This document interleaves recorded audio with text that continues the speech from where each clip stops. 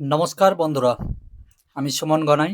Learn ভাইবের চ্যানেলের পক্ষ থেকে তোমাদের সকলকে স্বাগত। তোমাদের অনেকেই জানো যে নভেম্বরের ফার্স্ট উইকের দিকে এসএলএসটির যে ইন্টারভিউ প্রক্রিয়া শুরু হওয়ার কথা, সেটা অবশ্যই হবে। কিন্তু যেহেতু হাতে খুব টাইম কম পাবে, কারণ যেহেতু তার কিছুদিন আগেই 2-4 দিন আগেই হয়তো তার রেজাল্ট দেবে। এখন তো রেজাল্ট দেওয়ার কথা নভেম্বরের ফার্স্ট উইক হয়ে যাচ্ছে। তো সেই হিসেবে ইন্টারভিউয়ের জন্য তোমরা প্রস্তুতির কিন্তু পরবর্তীকালে টাইম খুব কম পাবে। তাই তোমাদের এখন থেকেই ইন্টারভিউয়ের জন্য প্রস্তুতি নেওয়া জরুরি। অনেকেই কাট অফ নিয়ে এখনো চিন্তিত যে আমার হবে তো, ও ভাবছে আমার হবে তো। প্রত্যেকেই হয়তো অনেক কাট অফ ভিডিও দেখছে, বিভিন্ন সাবজেক্টের বিভিন্ন কাট অফ নিয়ে ইউটিউবে বিভিন্ন চ্যানেলে ডিসকাস করেছে। তো অনেকে হোপলেস হয়ে যাচ্ছে, যারা বেশি কাট অফ দেখাচ্ছে তাদেরটা দেখে হয়তো ভাবছে যে আমার হয়তো আর হবে না। কিন্তু আমি তোমাদের প্রত্যেককেই বলছি, এবছর যে কাট অফ যেতে চলেছে সেটা প্রচুর বেশি যাবে।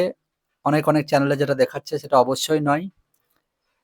তোমাদের অ্যাভারেজ যাদের প্লাস, যাদের জেনারেল ক্যান্ডিডেট, তাদের যদি 52 প্লাস থাকে, 50-52 যদি থাকে, তাহলে অবশ্যই আমার মনে হয় ইন্টারভিউয়ের প্রস্তুতি নেওয়া উচিত। কারণ বাই চান্স যদি নেমে যায় 50-এ বা 52-তে যদি নেমে যায়, তখন কিন্তু তোমরা আর ইন্টারভিউ প্রস্তুতি করতে পারবা না। এবং ইন্টারভিউতে যদি চান্সও পাও, তখন আবার পরে এটা ভেবে পস্তাবা যে ভাগ্যিস যদি ইন্টারভিউটা ঠিকঠাক করে প্রিপারেশন নিতাম, তাহলে হয়তো হয়ে যেত। কারণ এবছর যে পরীক্ষাটা হবে ইন্টারভিউ, সেটা ইন্টারভিউ নাকি মেন্স বলা খুব মুশকিল। কারণ এবছর ইন্টারভিউ এর একটা বিরাট পরিমাণ মার্কস কিন্তু রাখা হয়েছে। তো দেখো, আমরা আজকে দেখব যে এই ইন্টারভিউ প্রস্তুতির জন্য কোন কোন দিক আমাদেরকে মাথায় রাখতে হবে, কোন কোন দিক অবশ্যই আমাদেরকে জেনে যেতে হবে ইন্টারভিউ এর আগে। দেখো, যে আমরা আগেই জেনেছি যে আমাদের 9-10 এবং 11-12 এর গত দুদিনের পরীক্ষা কমপ্লিট হয়ে গেছে। যেখানে এবছর যে পরীক্ষাটা হবে পুরো 4টে স্টেপের মধ্য দিয়ে যাচ্ছে। আগে একটা লিখিত পরীক্ষা হয়ে গেছে, তারপরে তো একাডেমিক স্কোর তো আছে, লিখিত পরীক্ষা হয়ে গেছে, তারপরে একাডেমিক স্কোর তো মোটামুটি সবারই এই দুটো কমপ্লিট হয়ে গেছে। আর যারা শিক্ষক আছেন, তারা তো শিক্ষকতার পূর্ব অভিজ্ঞতাটাও পেয়ে গেছেন। অতএব এই 3টে স্টেপ তো পার হয়ে গেছে। ফ্রেশার্সদের জন্য তো এই দুটো, আর যারা পূর্ব শিক্ষক ছিলেন তাদের তো এই 3টে পার হয়ে গেছে। এখন যেটা সামনে পড়ে রয়েছে সেটা হচ্ছে সবথেকে গুরুত্বপূর্ণ ধাপ। যেটা পড়ে রয়েছে সেটা হচ্ছে ইন্টারভিউ বা লেকচার ডেমনস্ট্রেশন। ইন্টারভিউ ও লেকচার ডেমনস্ট্রেশন, যেটাতে কিন্তু একটা হিউজ পরিমাণ নাম্বার এবার থাকছে, প্রায় 20 নম্বর।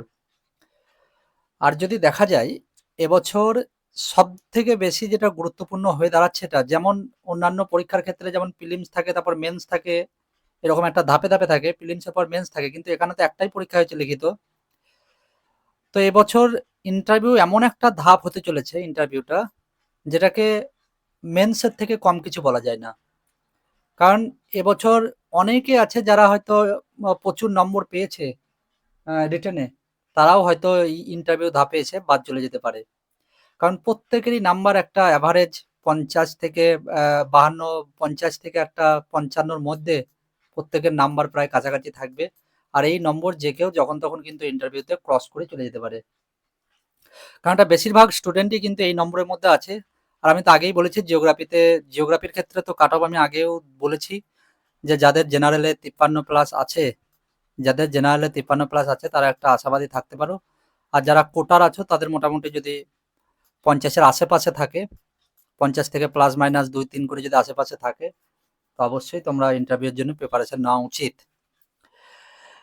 কারণ এই যে ধাপটা হতে চলেছে, এটা কিন্তু একটা গুরুত্বপূর্ণ ধাপ। আর যেহেতু অনেক অনেক ক্যান্ডিডেটকে ডাকা হবে, তো সেই হিসেবে এই ধাপটা কিন্তু তোমাদের কাছে একটা গুরুত্বপূর্ণ ধাপ হয়ে দাঁড়াচ্ছে। কারণ এখানে 20 নম্বর থাকবে। এখানে কি দেখা হবে? তোমার শিক্ষাদান পদ্ধতি দেখা হবে, তোমার বিষয়ভিত্তিক জ্ঞান দেখা হবে, তোমার ক্লাসরুম পরিচালনার দক্ষতা কতটা সেটা দেখা হবে, তোমার ব্যক্তিত্ব, আত্মবিশ্বাস, মূল্যায়ন, এইসবই এখানে দেখা হবে, যেটা 20 নম্বর। কিন্তু প্রবলেম হচ্ছে এটাই যে এখানে যারা থাকবেন তারা যথেষ্ট প্রফেসর লেভেলের মানুষ থাকবেন, এবং তাদেরকে তোমাকে পছন্দসই করে দেখাতে হবে। অর্থাৎ তোমার যে ইন্টারভিউটা তাদের পছন্দ মতো হতে হবে, যেটা পুরোটাই ওদের হাতে থাকছে। যেখানে তোমাকে তো তুমি তোমার দিক থেকে বেস্ট তো দেওয়ার চেষ্টা করবেই, কিন্তু সেখানে তোমাকে এটাও পরিস্ফুট করতে হবে ওদের সামনে, যাতে তুমি কিছু স্পেশাল কিছু দেখাতে পারো এবং তোমার কিছু বৈশিষ্ট্য যেন তাদের ভালো লেগে যায়। এটাই হচ্ছে তোমার এখানে এসে ইন্টারভিউয়ের গুরুত্ব। এখন ইন্টারভিউর জন্য কি কি প্রস্তুতি তোমাকে আগে থেকে করতে হবে, অর্থাৎ ইন্টারভিউতে যাওয়ার আগে যে তোমাকে যে প্রস্তুতিগুলো করে যেতে হবে সেগুলো কি? তোমাকে বিষয়বস্তুর উপর গভীর জ্ঞান থাকতে হবে। তুমি যে সাবজেক্টের প্রত্যেকে যে সাবজেক্টে রয়েছো, তাদের আবার বলছি, তারা প্রত্যেকে যে লিখিত পরীক্ষা হয়ে গেছে বলে যে পড়াশোনা বন্ধ করে দেওয়া বা যে সিলেবাসগুলো আর না দেখা, এটা করলে চলবে না। প্রত্যেককে কিন্তু সেই যে পড়াশোনার সঙ্গে এখনো তার নিজের নিজের সাবজেক্টের সঙ্গে লেগে থাকা জরুরি। এই বিষয়বস্তুর উপর গভীর জ্ঞানের জন্য তোমাকে কি কি জিনিস ফলো করতে হবে? এখানে তোমাকে অবশ্যই ফলো করতে হবে গুরুত্বপূর্ণ টপিকের উপর ফলো করতে হবে। এটা কি? এই গুরুত্বপূর্ণ টপিকটা হচ্ছে, তোমাকে প্রত্যেক সাবজেক্টের ক্ষেত্রেই যেমন কিছু কিছু ফিল্ড থাকে, প্রত্যেক সাবজেক্টে এক একটা করে ফিল্ড থাকে। যেমন জিওগ্রাফির ক্ষেত্রে যদি আমি বলি, জিওগ্রাফির ক্ষেত্রে যেমন টেকটনিক, মরফোলজি, ক্লাইমেটোলজি, সমুদ্রবিদ্যা, হ্যাঁ, বা ওশানোগ্রাফি, এরকম বিভিন্ন যে ফিল্ড থাকে, যেগুলো সিলেবাসের মধ্যে রয়েছে, যে 10টা ফিল্ড, সিলেবাসের মধ্যে যে 10-11টা ফিল্ড রয়েছে, তো সেই ফিল্ডগুলো তোমাকে কিন্তু যেকোনো দুটো একটা ফিল্ডের উপর কিন্তু তোমাকে অবশ্যই আয়ত্ত করতে হবে। মানে ভালোভাবে পাকার হতে হবে সেই একটা গুরুত্বপূর্ণ টপিকের উপরে। একটা বা দুটো কোনো ফিল্ডের উপরে তোমাকে সুন্দরভাবে পাকার হতে হবে। কেননা তোমাকে বলতে পারে যে তুমি কোন বিষয় ফেস করতে পারো, তুমি কোন জিওগ্রাফির কোন স্পেশাল পেপারে তুমি ফেস করবে। তো তোমাকে কিন্তু তখন একটা নির্দিষ্ট তোমাকে বলতে পারে যে জিওগ্রাফি তোমার কোনটা পড়তে বেশি ভালো লাগে। তখন কিন্তু তুমি যেটা বলবা সেটার উপরে কিন্তু তোমাকে বেশ করে বেশ কয়েকটা লাগাতার কোয়েশ্চেন করা হতে পারে। তো সেই জন্য তুমি যেটা বলবা শিক্ষক মহাশয়কে, যে ইন্টারভিউ বোর্ডে যারা থাকবেন তাদেরকে, তো তোমাকে সেইটা এমন একটা টপিক তোমাকে বলতে হবে যেটা সম্পর্কে তোমার কনফিডেন্স লেভেল যাতে থাকে, যেন মনে হয় যে না, ওখান থেকে যাই ধরবে আমি পারবো। তাই তোমাকে গুরুত্বপূর্ণ কিছু ফিল্ড জিওগ্রাফিতে অবশ্যই তোমাকে দেখে যেতে হবে। নেক্সট কি? নেক্সট তোমাকে যেটা করতে হবে সেটা হচ্ছে পাঠ্য বই পড়তে হবে। পাঠ্য বই সম্পর্কে তোমাকে জ্ঞান থাকতে হবে। প্লাস ক্লাস 7 থেকে বা 6 থেকেই বলা যেতে পারে, সিক্স থেকে প্রায় 12 পর্যন্ত তোমাকে অবশ্যই পাঠ্য বইগুলো সম্পর্কে সিলেবাস দেখতে হবে। স্পেশালি নবম দশমের ক্ষেত্রে তো 9-10 অবশ্যই দেখতে হবে। যারা নবম দশমের টিচার হয়ে যাবে তাদের তো 9-10 দেখতে হবে। আর যারা 11-12 এর টিচার হয়ে যাবে বা পিজির টিচার হবে, তাদেরকে নবম দশমও দেখতে হবে। প্লাস 11-12 এ যা যা আছে সেই সব সিলেবাস সম্পর্কেও কিন্তু তাকে আয়ত্ত করতে হবে। যে কি কি আছে অন্তত সিলেবাসে সেটা তাকে ভালো করে একটু পড়ে যেতে হবে। কারণ তাকে তোমাকে বলে দিতে পারে যে যেকোনো একটা টপিকের উপরে তোমাকে 11 এর একটা কোনো টপিক বলতে পারে যে 11 এর কোনো একটা টপিকের উপর তুমি পড়াও, বা 12 এর কোনো একটা টপিকের উপর পড়াও। অতএব তোমাকে কিন্তু টপিকগুলো সম্পর্কে আয়ত্ত করে যেতে হবে, কোথায় কোন টপিক কোন ক্লাসে কোন অধ্যায় রয়েছে। প্রত্যেককে এটা কিন্তু দেখতে হবে। নেক্সট হচ্ছে আমাদের যে এসএলএসটি সিলেবাস যেটা দেওয়া ছিল, অর্থাৎ যেটার বেসিসে তুমি লিখিত পরীক্ষাটা দিয়েছো, সেই সিলেবাসটা কিন্তু তুমি মনে করছো যে ওটা তো পরীক্ষা হয়ে গেছে, ওটার আর দরকার কি, এমন ভাবলে চলবে না। তোমাকে এসএলএসটি সিলেবাসটা এখনো রেগুলার কন্টিনিউ করে যেতে হবে। ওটাকে এখনো তোমাকে বারবার পড়ে যেতে হবে, কেননা তোমাকে যে কোয়েশ্চেনগুলো করা হবে বা তোমাকে যেসব প্রশ্ন বেশিরভাগ ধরা হবে, সেটা কিন্তু এসএলএসটি সিলেবাসের মধ্য থেকেই ধরা হবে, এবং তোমাকে যে একটা ডেমনস্ট্রেশনের জন্য একটা টপিকও বাছতে হবে, সেটাও কিন্তু এসএলএসটি সিলেবাস থেকেই বাছতে হবে। এবং শুধু এসএলএসটি সিলেবাস থেকে বাছার সাথে সাথে তোমাকে এটাও দেখে যেতে হবে যে সেই টপিকটা যেটা তুমি এসএলএসটি সিলেবাস থেকে বাছবে, এটাও দেখা উচিত যে সেই টপিকটা তোমার 9 থেকে 12 এর মধ্যে কোন ক্লাসের মধ্যে সেটা রয়েছে, সেই কোন ক্লাসের মধ্যে তোমার রয়েছে সেটাও কিন্তু তোমাকে দেখা উচিত। কেননা তোমাকে তোমাকে এটাও বলতে পারে যে তুমি ক্লাস 11 এর যে কোনো একটা টপিক সম্পর্কে পড়াও, বা তোমাকে বলতে পারে ক্লাস 10 এর একটা যে কোনো টপিক সম্পর্কে পড়াও। অতএব তোমাকে কিন্তু এই টপিকটা যেটাই পড়াবে সেটা ক্লাস সম্পর্কেও জানাটা জরুরি। বিশেষ করে যারা 9-10 নবম দশমে পড়াবে তারা 9-10 তো অবশ্যই ভালো করে দেখবে, আর যারা পিজি লেভেলের টিচার তারা 9-10 11-12 চারটেই তাদেরকে মোটামুটি দেখে যেতে হবে।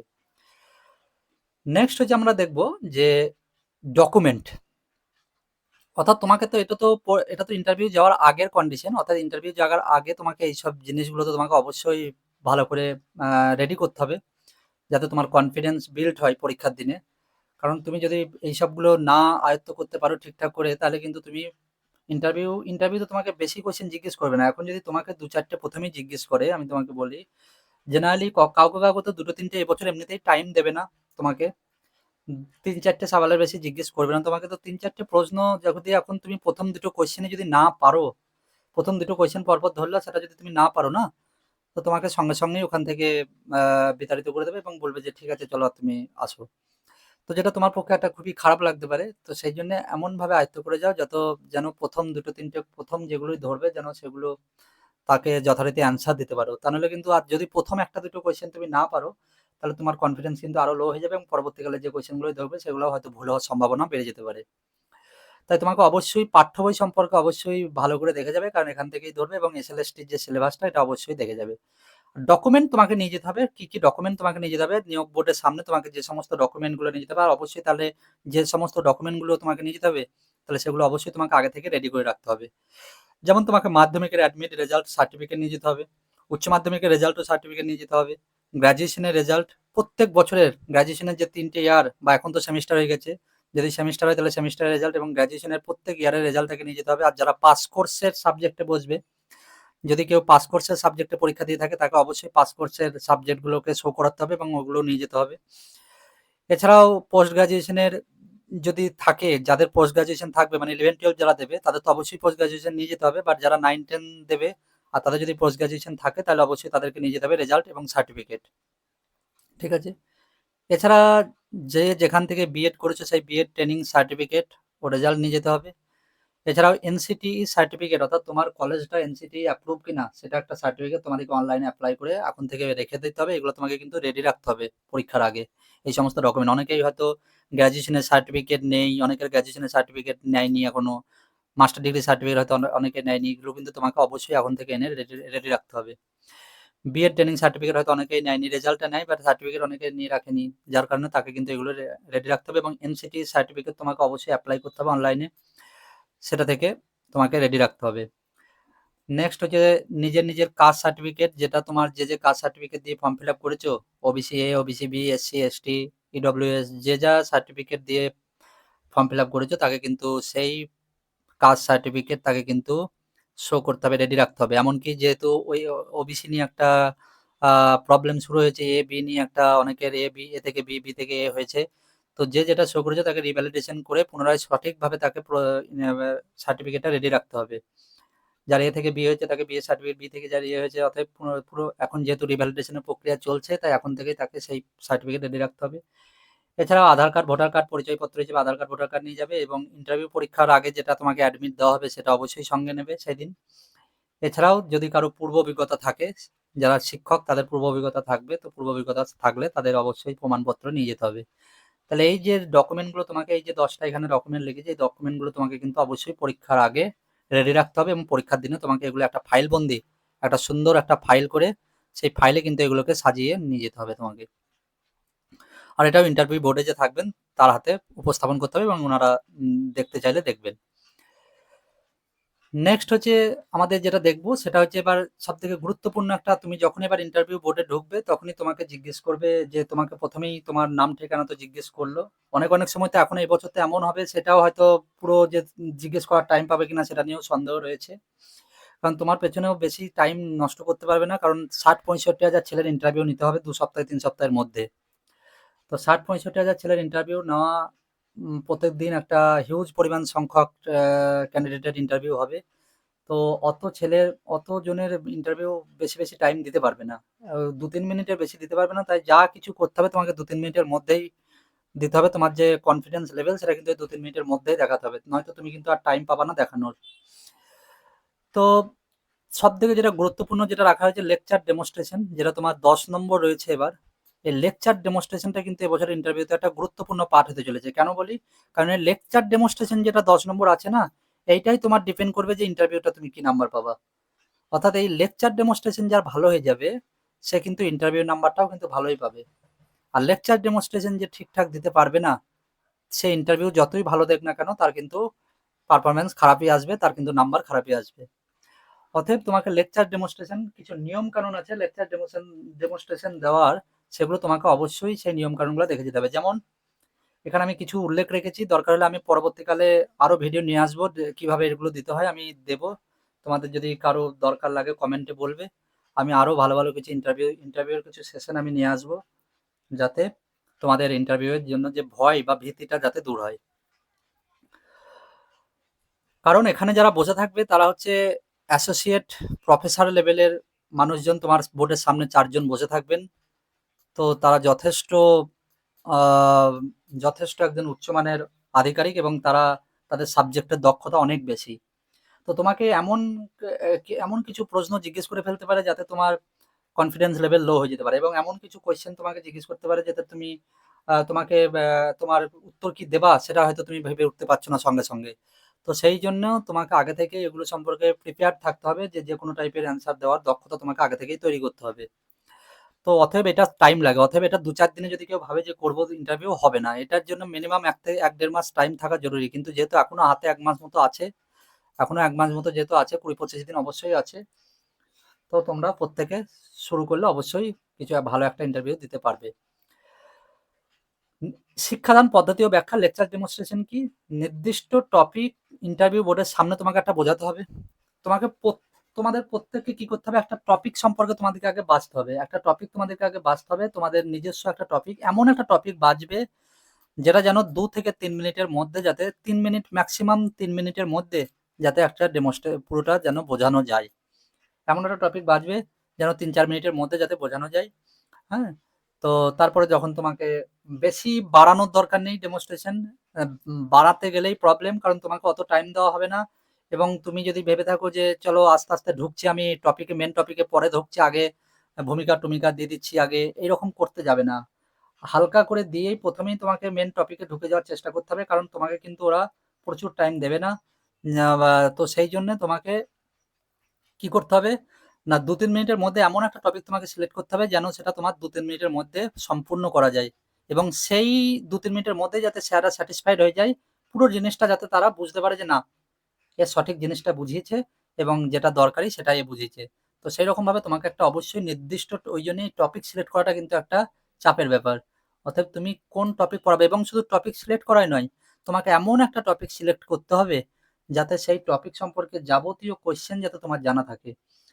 কারণ তোমার যে ডেমনস্ট্রেশন যেটা দেবে, সেটাই কিন্তু আসল তোমার ইন্টারভিউয়ের প্রশ্ন হবে।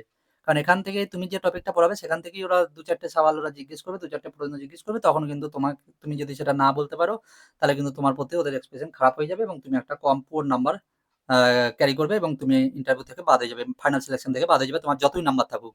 কারো যদি 57, 55 প্লাসও যদি নাম্বার থাকে, আর তার যদি ইন্টারভিউ খারাপ হয়ে যায়, তার যদি ইন্টারভিউয়ের প্রতি, তার যদি ইন্টারভিউয়ার যদি তার প্রতি ঠিকঠাক সন্তুষ্ট না হন, তাহলে কিন্তু অবশ্যই তুমি এমন একটা নাম্বার পাবে যে পুরো ফাইনাল লিস্ট থেকেই তুমি বেরিয়ে চলে যেতে পারো। তাই ইন্টারভিউ একটা খুব জরুরি জায়গা। কারণ দেখো, এবছর যারা নাম্বার পেয়েছে, এবছর যে কোয়েশ্চেন হয়েছে, তাদের সবারই নাম্বার কাছাকাছি, 1-2 নম্বরের গ্যাপে গ্যাপে, 1-2 নম্বরের গ্যাপে গ্যাপে কিন্তু সবারই নাম্বার। তো 1-2 নম্বরের যেহেতু গ্যাপে গ্যাপে সবারই নাম্বার, তাই কিন্তু তোমাদের সবকে এইভাবেই সেইভাবেই প্রিপারেশন নিতে হবে। চলো এবার নেক্সট আমরা দেখবো যে তোমার ডেমনস্ট্রেশনে আর কি দেখা হবে। তোমার ডেমনস্ট্রেশনে দেখা হবে তোমার বোঝানোর দক্ষতাটা কতটা, স্পষ্টতা কতটা, এবং শিক্ষাদানের পদ্ধতি মূল্যায়ন করা হবে তোমার উপরে। যে তুমি যেটা পড়াচ্ছ সেটা কতটা যুক্তিযুক্ত, তুমি কতটা বোঝাতে পারছো তাদেরকে, তুমি কতটা বোঝাতে পারছো, এবং তুমি স্পষ্টতা, যে কথাগুলো বলবে সেগুলো স্পষ্টতার সঙ্গে করতে হবে, এবং শিক্ষাদানের পদ্ধতি তোমাকে মূল্যায়ন করতে হবে। ঠিক আছে না? যে তুমি কোন পদ্ধতিতে পড়াচ্ছ সেটাও যেন তোমার পক্ষে থাকে, সেটা সম্পর্কে জানতে হবে। নেক্সট হচ্ছে আহ, আহ, কঠিন বিষয়ও সহজ সরল ও সাবলীলভাবে উপস্থাপন করতে হবে। অর্থাৎ তোমাকে এমন একটা টপিক পড়াতে হবে যেন বিষয়টা কঠিন হলেও তোমাকে যেন স্যারদের সামনে এমন করে তোমাকে প্রতিস্থাপন করতে হবে যেন টপিকটা খুব সহজ মনে হয় স্যারদের। এবং কারণ তোমার সামনে তোমাদেরকে ভাবতে হবে যে আমার সামনে স্টুডেন্টরা বসে আছে, এবং স্টুডেন্টরা যাতে সহজ সরলভাবে বুঝতে পারে কোনো একটা বিষয়কে। অর্থাৎ তোমাকে সেই রকম ভাবে, এটা কিভাবে পসিবল, এটা তখনই পসিবল যখন একটা নির্দিষ্ট উদাহরণ দিয়ে বোঝাবে, যখন ছবি এঁকে বোঝাবে, যখন নির্দিষ্ট ঠিকঠাক উদাহরণ, টিচিং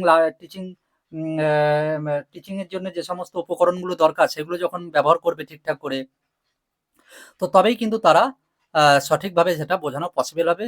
আর এটা যদি করে দেখাতে পারো, তাহলে কিন্তু অবশ্যই তোমার একটা পজিটিভ দিক থাকবে ইন্টারভিউর জন্য। নেক্সট হচ্ছে ডেমনস্ট্রেশনের একটা বৈজ্ঞানিক ব্যাখ্যা আছে, সেটা কিন্তু তোমাকে অবশ্যই জানতে হবে যে এর বৈজ্ঞানিক ব্যাখ্যাটা কি আছে। ডেমনস্ট্রেশন দিতে গেলেই হবে না, ডেমনস্ট্রেশনের কিন্তু একটা নির্দিষ্ট ব্যাখ্যা আছে। তোমাকে বুঝাতে হবে যে নর্মালি যেটা টিউশনে পড়ানো আর ক্লাসে পড়ানোর পার্থক্যটা তোমাকে বুঝতে হবে, যে টিউশনে পড়ানোটা আর ক্লাসে পড়ানোটা কিন্তু এক নয়। তোমাকে দেখাতে হবে যে সেখানে সেটা জেনারেল ইন্টারভিউ বোর্ডে তোমাকে সামনে দেখাতে হবে যে কোথায় দাঁড়াতে হচ্ছে, কোথায় লিখবা, কোথায় তুমি ব্ল্যাকবোর্ডে কি প্ল্যানিং হবে তোমার, কি প্ল্যানিং করবে, প্রপার বোর্ড ওয়ার্ক কিরকম হবে, ঠিক আছে না? তারপর তোমাকে হাতের লেখা ঠিক করতে হবে বোর্ডের মধ্যে। তারপর তোমাকে এটাও যখন তুমি ডেমনস্ট্রেশনটা দেবে, তোমাকে এটাও খেয়াল রাখতে হবে যে আমার ডেমনস্ট্রেশনটা আকর্ষণীয় হচ্ছে কিনা। যদি তোমাকে সেরকম ভাবে ভাবতে হবে, যদি ডেমনস্ট্রেশনটা খুবই বোরিং টাইপের যাতে না হয়ে যায়, যাতে মনে হয় না যে এমনি এমনি চলছে, কিছু না কিছু কেউ একটা ক্যাসেট বাজিয়ে দিয়েছে, চলছে ক্যাসেট, তো ক্যাসেট বাজানোর মতো দিলে হবে না। তোমাকে এমন একটা ডেমনস্ট্রেশন দিতে হবে যাতে তোমাকে অ্যাক্টিভ রাখতে হবে ছেলেপেলেকে, কারণ এটাও একটা পার্ট। তোমার ক্লাসরুমে ক্লাস ম্যানেজমেন্ট এটা একটা তোমার পার্টের মধ্যে পড়ে। তোমাকে কিভাবে ক্লাস তুমি ম্যানেজমেন্ট করবা, তোমাকে ছাত্রদেরকে অ্যাক্টিভ রাখতে হবে। এবং সেই অ্যাক্টিভ রাখবা কি করে? সেই অ্যাক্টিভ রাখার জন্য তোমাকে কিছু প্রশ্ন অ্যান্সার করতে হবে, এবং কিছু মেথড আছে যেগুলো ওগুলো আমি পরে ইন্টারভিউ কিভাবে করবা বা এগুলো কি করে করতে হবে সেটা আমি পরে দরকার হলে একটা ক্লাসে আমি আলোচনা করব। আজকে আমি যেগুলো বলছি যেটা তোমাকে কোন কোন দিক খেয়াল রাখতে হবে, ঠিক আছে না? আমি দরকার হলে আমি আরো পরে ভিডিও আনবো ভালো করে ইন্টারভিউ কিভাবে দিতে হবে তার জন্য। তো বোর্ডে হাতের লেখা কেমন হচ্ছে, ডেমনস্ট্রেশন আঁকড়ে এইসব তোমাকে অবশ্যই খেয়াল রাখতে হবে, তাই না? আর যেটা দেখতে হবে যে কারণ ডেমনস্ট্রেশনের মানে কি জানো তো? ডেমনস্ট্রেশন মানেই হচ্ছে আমাদের যে অ্যাকচুয়ালি যেটা পড়ানো, ধারাবাহিক যে পড়ানো সেটা কিন্তু নয়। ডেমনস্ট্রেশনের একটা নির্দিষ্ট নিয়ম কানুন আছে। একটা বোর্ড ওয়ার্কের একটা নির্দিষ্ট নিয়ম কানুন আছে। বোর্ডের কোথায় কি লিখতে হয়, বোর্ডের কোথায় কি দিতে হয়, কোথায় ছবি আঁকতে হয়, কোথায় ব্যাখ্যা করতে হয়, কিভাবে বোর্ড মুছতে হয়, বোর্ড মোছারও একটা উম আম একটা নিয়ম রয়েছে। কিভাবে তোমাকে দাঁড়াতে হবে বোর্ডের কোথায়, কোন জায়গায় তোমাকে দাঁড়াতে হবে, কিভাবে কমিউনিকেশন করতে হবে, কিভাবে বলতে হবে, এই জিনিসগুলো কিন্তু তোমাকে অবশ্যই খেয়াল রাখতে হবে। তবেই কিন্তু একটা সঠিকভাবে ডেমনস্ট্রেশন দেওয়া পসিবল। নেক্সট যেটা আমরা দেখব সেটা হচ্ছে যে কমিউনিকেশন স্কিল ও ব্যক্তিত্ব তোমাকে খেয়াল রাখতে হবে, যে কিভাবে তুমি কমিউনিকেশন স্কিল দেবে। অর্থাৎ তোমার কমিউনিকেশন স্কিলটা খুব সুন্দর হতে হবে। যাদের সঙ্গে তুমি কথা বলবে, অর্থাৎ তোমার যে স্যাররা থাকবে ইন্টারভিউ বোর্ডে, তাদের সঙ্গে তোমার কমিউনিকেশনটা যাতে ঠিক থাকে, এবং তোমার যে চোখের যে দেখা, যিনি কোয়েশ্চেন করবেন তার প্রতি যেন তোমার চোখটা থাকে, এবং তাকে যেন তুমি দেখে পুরোটা অ্যান্সার দিতে পারো। অর্থাৎ আর তোমার কমিউনিকেশন স্কিলের মধ্যে যেন উ এই যে বিভিন্ন টাইপের ভেবে ভেবে বলা, অনেক দেরি করে বলা, এত কিন্তু করা যাবে না। অর্থাৎ তোমাকে স্ট্রেট ফরওয়ার্ড সুন্দরভাবে বলতে হবে। আর অনেক সময় এটা একটা বলে রাখি যে রিজিওনাল কিছু ল্যাঙ্গুয়েজ থাকে, যার কারণে হয়তো তাদের প্রবলেম হতে পারে। তো সেইগুলো যতটা পারতে হবে চেষ্টা করতে হবে সেই ল্যাঙ্গুয়েজগুলোকে সঠিক করে একটা সঠিকভাবে উপস্থাপন করা, তাদের সঙ্গে সঠিকভাবে বলা। তোমাকে অবশ্যই ভদ্রতা মেনটেন করতে হবে। তোমার ভদ্রতা কিভাবে প্রকাশ পাবে? তোমার ভদ্রতা প্রকাশ পাবে তোমার ব্যবহার, তোমার পোশাক আশাক এইসবের মধ্য দিয়ে। আর তোমার কথা বলার ধরন, তোমার নম্রতা, এইসব দেখেই কিন্তু তোমার ভদ্রতা প্রকাশ পাবে। তো তোমাকে তোমার ড্রেস আপ হতে হবে খুব সুন্দর, যেন একজন টিচার সুলভ ড্রেস আপ হতে হবে। হ্যাঁ, দরকার হলে তোমাকে যদি না থাকে তো সেইভাবে তোমাকে কিনে নিতে হবে ড্রেস আপ। কারণ আজকালকার দিনে যে সব ড্রেস কেনে সেখানে অনেকেরই হয়তো থাকে না ড্রেস আপ সেই মতো। তো তোমাকে দরকার হলে ইন্টারভিউর আগে সেই রকম তোমাকে ড্রেস আপ কিনে নিতে হবে। নেক্সট হচ্ছে আত্মবিশ্বাস তোমাকে বাড়াতে হবে, এবং তুমি যে অ্যান্সারটা দেবা সেটা যেন অবশ্যই আত্মবিশ্বাসের সঙ্গে হয়। না মনে হচ্ছে, হতে পারে, হ্যাঁ স্যার মনে হয় এটা, এইরকম যেন না হয়। তোমাকে আত্মবিশ্বাসের সঙ্গে বলতে হবে যে না, এটাই হবে স্যার, না না একদম স্যার এটাই হবে স্যার। হ্যাঁ, তো সেই রকম ভাবে তোমাকে একটা আত্মবিশ্বাস দেখাতে হবে, এবং যে অ্যান্সার গুলো তুমি বলবে স্যারদেরকে সেটা যেন একদম কোনো রকম তোমার যেন কনফিডেন্স যাতে লো না হয়, তুমি কনফিডেন্সের সঙ্গে সেটা তোমাকে ওদেরকে প্রেজেন্ট করতে হবে। আর ওরা তোমাকে কিন্তু সেই রকমই পরীক্ষা নেবে, এটা বলে রাখি। আত্মবিশ্বাসের কিন্তু তোমাকে একটা বিরাট ভাবে ওরা পরীক্ষা নেবে, তোমার আত্মবিশ্বাস চেক করার জন্যই কিন্তু ওরা সেই ধরনের সওয়ালও করবে তোমাকে, সেই ধরনের প্রশ্নও তোমাকে ওরা ছুড়ে দেবে তোমার উপরে, যাতে দেখবে যে তোমাকে তোমাকে ভয় পাই দিলে তুমি কিভাবে অ্যান্সার দিতে পারো। তোমাকে ভয় পাওয়ানোর অনেক চেষ্টা করবে, তোমাকে অনেক রকম ভাবে এমন এমন কোয়েশ্চেন জিজ্ঞেস করবে যাতে তুমি ঘাবড়ে যাও, এবং ঘাবড়ে গিয়ে ওদেরকে কেমন প্রশ্নের উত্তর দাও সেটা কিন্তু তোমাকে চেক করা হবে। এছাড়াও তোমার ভাষার শুদ্ধতা দেখবে, যে তুমি কতটা, আগেই বললাম যে তুমি ভাষা যেটা বলবে সেটা যেন অবশ্যই শুদ্ধ হয়, যেন কোনো অ্যাবিউজ ল্যাঙ্গুয়েজ যাতে তুমি ব্যবহার না করো। তোমাকে সঠিকভাবে ব্যাখ্যা করতে হবে যে যে আগেই বললাম যে কিছু যে ল্যাঙ্গুয়েজ আছে, যেসব রিজিওনাল ল্যাঙ্গুয়েজ আছে, সেই ল্যাঙ্গুয়েজগুলোকে চেঞ্জ করে একটা যে সঠিক যে বাংলা, সেই ভাষাতে বলার চেষ্টা করতে হবে। তবে একটু আধটু রিজিওনাল ল্যাঙ্গুয়েজ হয়ে গেলেও কোনো ক্ষতি নেই। হ্যাঁ? তবে যতটা পারতে হবে চেষ্টা করতে হবে। নেক্সট, তোমাকে যে উত্তরগুলো দিতে হবে সেটা ডিপ্লোম্যাটিক উত্তর দেওয়ার দক্ষতা দেখাতে হবে। অর্থাৎ তোমাকে এমন এমন ওরা কোয়েশ্চেন করবে, সেই কোয়েশ্চেনের কিন্তু তোমাকে এমন ভাবে উত্তর দিতে হবে যেন তুমি কোনো দিককেই যেন একটা ডিপ্লোম্যাটিক অ্যান্সার হয়। কোনো দিককেই তুমি কোনো একটা নির্দিষ্ট পার্টিকে সমর্থন করছো না। তোমাকে পার্টির দিক থেকেও তোমাকে কোয়েশ্চেন জিজ্ঞেস করা হতে পারে। তোমাকে হয়তো বলা হতে পারে যে আচ্ছা, এতদিন পর যে নিয়োগ হচ্ছে টিচার নিয়ে, আপনারা তো এতদিন বসতে পারেন টিচারে, তো এই সরকারের প্রতি আপনাদের কতটা ক্ষোভ রয়েছে? হুম? তো সেইখানে দাঁড়িয়ে কিন্তু তোমাকে হুম, পুরোপুরি সরকারের উপর তোমার মনে মনে হয়তো ক্ষোভ থাকলেও তোমাকে কিন্তু সেই ক্ষোভ দেখানো যাবে না ইন্টারভিউয়ের সামনে। অতএব তোমাকে এমন একটা ইন্টারভিউ দেখাতে হবে, হয়তো তোমাকে বলতে পারে যে এতদিন যে এসএলএসটি হয়নি, এতদিন যে এসএলএসটি সরকার নিতে পারেনি 9 বছর 10 বছর ধরে, বা আজকে 2016 সালের ইন্টারভিউ যে পুরো 2016 সালের যে পুরো এসএলএসটি প্যানেলটাই বাতিল হয়ে গেল, এই সম্পর্কে তুমি কি বলবে? তো তোমাকে সেই ক্ষেত্রেও এমনভাবে বলতে হবে, তুমি দেখছো যে সরকারের দোষ, সরকারের কারণে এটা ঘটেছে, কিন্তু তা সত্ত্বেও তোমাকে এমনভাবে বলতে হবে, ডিপ্লোম্যাটিক অ্যান্সার দিতে হবে, যেন তুমি পুরোপুরি সরকারের বিপক্ষেও না যাও, আবার সরকারের কিছু কিছু ভুলও যাতে ধরতে পারো। অর্থাৎ একবারে তুমি পুরোপুরি যেন বুঝতে না পারে যে তুমি কোনো একটা নির্দিষ্ট পার্টির বিরুদ্ধে বা কোনো একটা নির্দিষ্ট পার্টিকে সমর্থন করো। ঠিক আছে না? তো সেরকমই ডিপ্লোম্যাটিক উত্তর তোমাকে দিতে হবে। ব্যাস, আজকের মতো এইটুকুই। এই জিনিসগুলো তোমরা অবশ্যই খেয়াল রাখবে ইন্টারভিউ প্রস্তুতি নেওয়ার সময়তে। এই জিনিসগুলো একদিন দুদিনে হয় না। এই জিনিসগুলো একটা দীর্ঘ টাইম লাগে। তাই এগুলো অবশ্যই তোমরা সবাই নিজের নিজের মতো প্রিপেয়ার্ড করো। আর আগেই বলছি, কাট অফ নিয়ে অত চিন্তা করো না। অনেকেই এবার ডাক পাবে, কারণ তুমি দেখো 65,000 প্রায় ডাক পাবে এবছর ইন্টারভিউতে। 60-65,000 যদি ডাক পাই, তো এক কথায় তুমি ভাবো যে আহ, যদি 3 লাখও যদি পরীক্ষার্থী থাকে, হ্যাঁ, 3 লাখও যদি পরীক্ষার্থী থাকে, কারণ 9-10-এ প্রায় 3 লাখ পরীক্ষার্থী ছিল, আর 9-10-এ যারা দিয়েছে তারাই প্রায় 11-12-এই দিয়েছে তারাই। তো আমি ধরে নিলাম যদি টোটাল 3 লাখের মতো পরীক্ষার্থী থাকে, তাহলে প্রায় তুমি দেখা যাবে যে 5টাতে একটা করে ডাক পেয়ে যাচ্ছে। হ্যাঁ, কারণ 5 6 30, 5টা ক্যান্ডিডেট পিছু একটা করে কিন্তু ইন্টারভিউতে ডাক পেয়ে যাবে। অতএব এখানে একটা কাট অফ বিরাট যাবে না, হাইফাই যাবে না। প্রতি 4-5টা অন্তর অন্তর যদি একটা করে ক্যান্ডিডেট ডাক পেয়ে যায়, অতএব তোমরা ইন্টারভিউতে অবশ্যই ডাক পাবে। কিন্তু তোমাকে আসল খেলাটা কিন্তু দেখাতে হবে এবার ইন্টারভিউতে। কারণ ইন্টারভিউতেই তোমার নাম্বারটা ওপর নিচে হয়ে যাবে। আর যে ভালো নাম্বার সে কিন্তু বেরিয়ে যাবে, যার কম নাম্বার সে কিন্তু অবশ্যই ফাইনাল প্যানেলে তার নাম তুলে নেবে। ঠিক আছে, আজকের মতো এইটুকুই। ধন্যবাদ।